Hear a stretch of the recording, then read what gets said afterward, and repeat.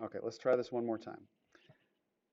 The function b of n equals 6n represents the number of light bulbs it's going to put out as an output, b of n, the number of light bulbs that are needed for the input, n, chandeliers.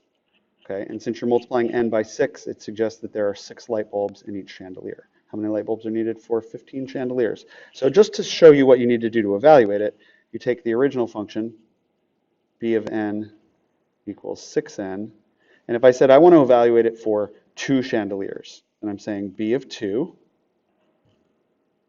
or the function rule applied to 2 is equal to 6 times. You're not writing n anymore, you're writing 2.